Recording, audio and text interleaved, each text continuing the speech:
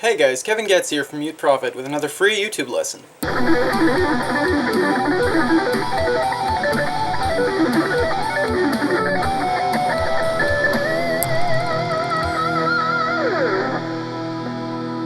Today, in episode 10 of Musician Psychology, we're discussing a solution for those of you who find yourselves still struggling a bit with self-esteem in spite of the techniques given in previous episodes of the series. Now, obviously there's no such thing as a magic bullet, but most of the time, in my experience, in people with self-esteem issues, this does create very sizable improvement. So, I want to talk about how to understand your strengths.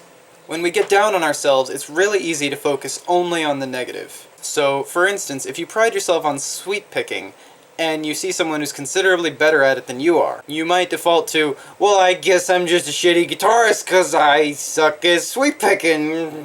This is one of the reasons that I've always preached versatility to you guys. Not only does it allow you to keep the most possible money out of what you earn, which is nothing to trivialize, it also provides a multi-layered cushion for your self-esteem. You know, if you're someone who, and I'm not bashing, but if you're someone who needs to compare yourself to other people in order to feel as if you have, good qualities to yourself, this gives you more areas in which you can say, alright, fine, this person's better than me at this thing, but I'll bet they can't do the other thing like I can. I personally am a fairly confident person. Pretty damn confident if I'm being honest. I've been called arrogant more than once. And that's because I acknowledge what I'm good at and focus on that first. Now, it's not to say that you shouldn't be steadily working to improve. So, in the sweep picking example from previously, a minute ago, you would focus on your sweep picking in the background if you really want to get that much better at it, but you don't define yourself by where you need improvement. That's the big error that a lot of people make.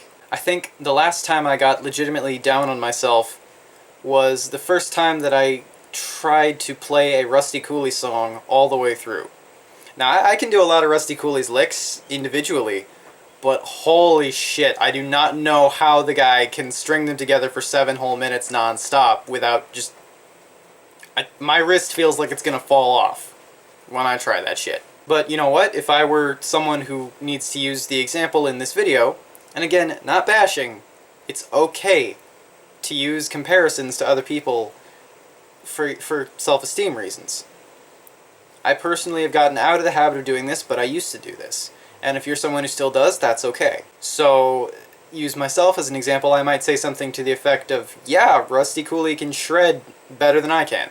But for instance, the guy's got 0 audio engineering experience, so I can be damn sure he's not going to be crafting his sound the way I craft mine.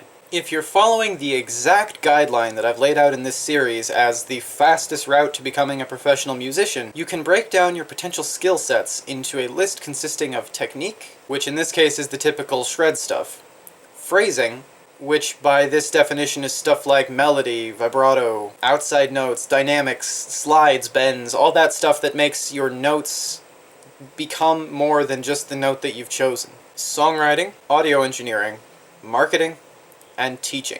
So that's 6. Technique, phrasing, songwriting, audio engineering, marketing. I'm counting off here, but you can't see it. And teaching. There are other things too, but these are kind of the main avenues.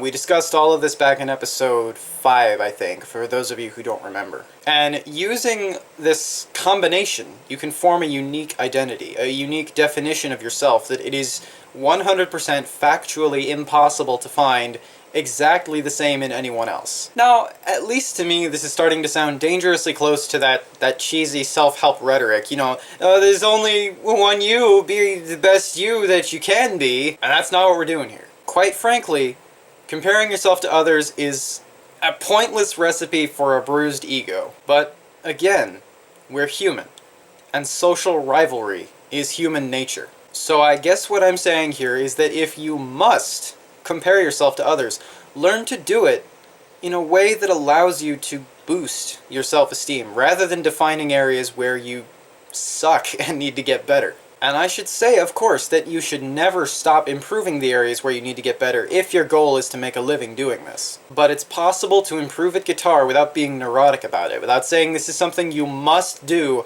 in order for your self-esteem to survive. And if your self-image is one that you're pretty damn okay with, it makes the process of improving that much more enjoyable.